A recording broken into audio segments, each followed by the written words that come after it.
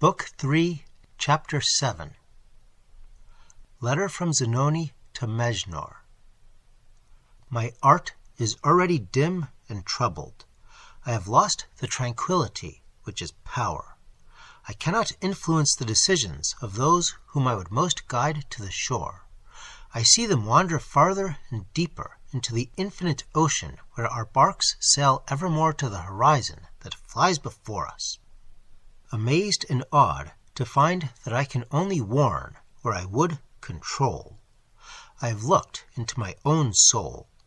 It is true that the desires of earth chain me to the present and shut me from the solemn secrets which intellect, purified from all the dross of the clay, alone can examine and survey.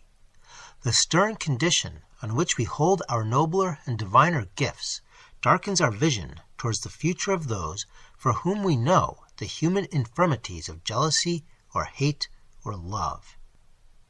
Mejnour, all around me is mist and haze. I have gone back in our sublime existence, and from the bosom of the imperishable youth that blooms only in the spirit springs up the dark poison flower of human love.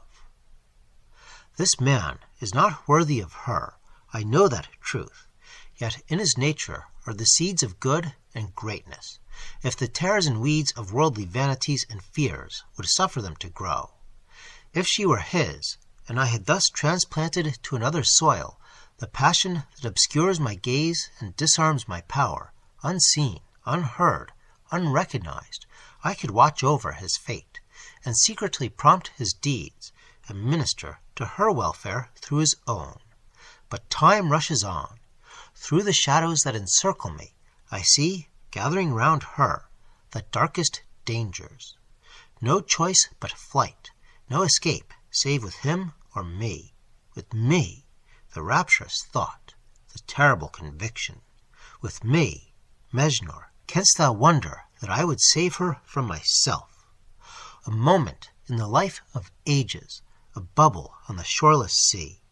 What else to me can be human love? And in this exquisite nature of hers, more pure, more spiritual, even in its young affections, than ever heretofore the countless volume of the heart, race after race, have given to my gaze. There is yet a deep-buried feeling that warns me of inevitable woe. Thou austere and remorseless Hierophant, thou who hast sought to convert to our brotherhood every spirit that seemed to thee most high and bold, even thou knowest, by horrible experience, how vain the hope to banish fear from the heart of woman.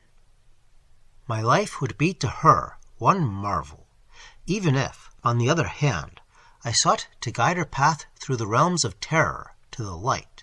Think of the haunter of the threshold, and shudder with me at the awful hazard. I have endeavored to fill the Englishman's ambition with the true glory of his art, but the restless spirit of his ancestor still seems to whisper in him, and to attract to the spheres in which it lost its own wandering way. There is a mystery in man's inheritance from his fathers. Peculiarities of the mind, as diseases of the body, rest dormant for generations, to revive in some distant descendant, baffle all treatment, and elude all skill. Come to me from thy solitude amidst the wrecks of Rome. I pant for a living confidant, for one who in the old time has himself known jealousy and love. I have sought to commune with Adonai, but his presence, that once inspired such heavenly content with knowledge, and so serene a confidence in destiny, now only troubles and perplexes me. From the height from which I strive to search into the shadows of things to come, I see confused spectres of menace and wrath. Methinks I behold a ghastly limit to the wondrous existence I have held. Methinks that, after ages of the ideal life, I see my course merge into the most stormy whirlpool of the real. Where the stars opened to me their gates, there looms a scaffold. Thick steams of blood rise as from a shambles. What is more strange to me, a creature here, a very type of the false ideal of common men, body and mind, a hideous mockery of the art that shapes the beautiful, and the desires that seek the perfect, ever haunts my vision amidst these perturbed and broken clouds of the fate to be. By that shadowy scaffold it stands and gibbers at me, with lips dropping slime and gore. Come, O friend of the far time, for me, at least, thy wisdom has not purged away thy human affections. According to the bonds of our solemn order, reduced now to thee and myself, lone survivors of so many haughty and glorious aspirants, thou art pledged, too, to warn the descendant of those whom thy counsels sought to initiate into the great secret in a former age. The last of that bold Visconti, who was once thy pupil, is the relentless persecutor of this fair child. With thoughts of lust and murder he is digging his own grave. Thou mayest yet daunt him from his doom. And I also mysteriously, by the same bond, am pledged to obey, if he so command, a less guilty descendant of a baffled but nobler student. If he reject my counsel and insist upon the pledge, Mejnour, thou wilt have another neophyte.